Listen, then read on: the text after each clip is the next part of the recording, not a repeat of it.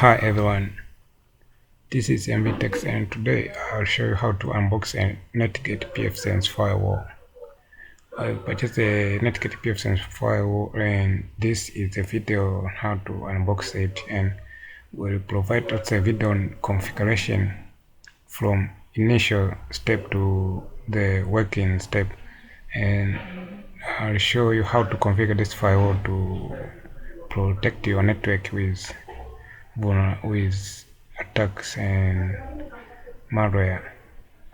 You can see this box here contains the wall mount, the component that you will use to fix it to a wall or to fix to a network cabinet, and you can see, and you can use it to fix it whatever the way you think.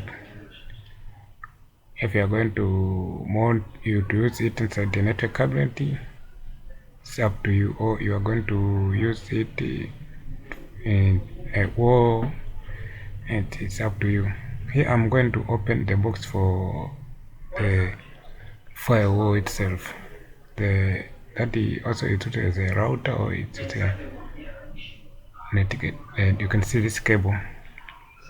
It is a cable used to communicate with your router or pfSense firewall with a computer through a serial connection, and you have to install it. Is normal like a USB charger that used to charge a mobile phone, but you have to install drivers, and this is a power cable, the power adapter that is used to provide power to the pfSense firewall.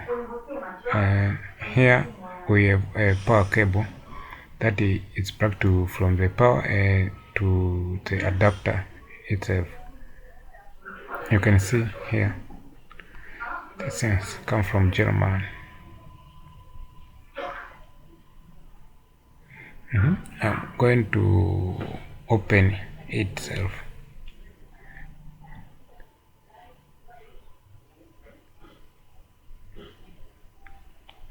We have a documentation here, but there isn't much documentation. It assumes you know a lot of networking configuration.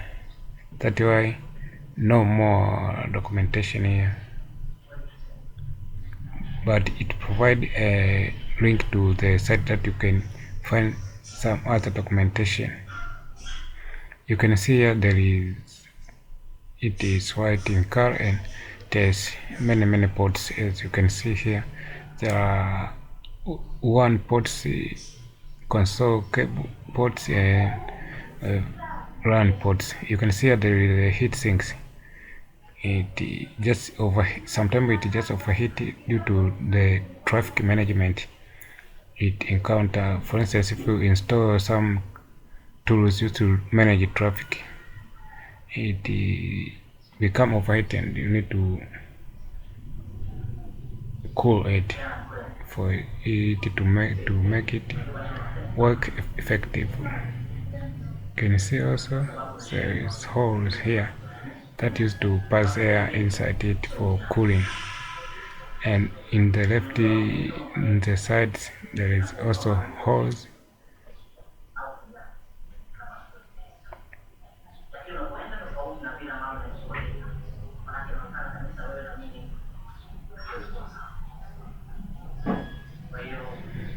Can you see here the console connection that you plug in the cable for console connection here?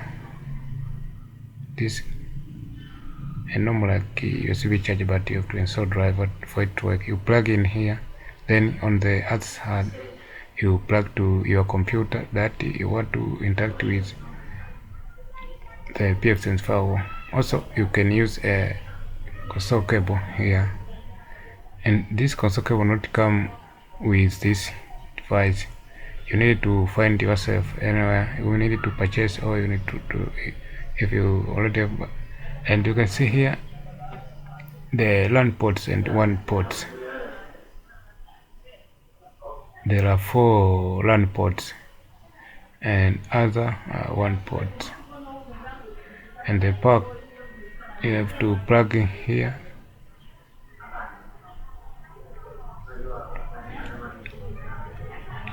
You can see run 1, run 2, run 3, run 4.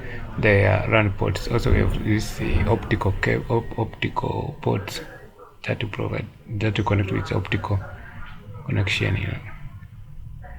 We have also run port 1 ports, Ethernet ports that you connect with, and we have here at the bottom here some other details about the device itself. And on the side here we have a USB port that you connect to your external storage if you want to connect storage and you want to share files in your network. You do that, but I don't recommend that because it will make your firewall slow. I recommend you to use a different separate server on your network that you have to manage.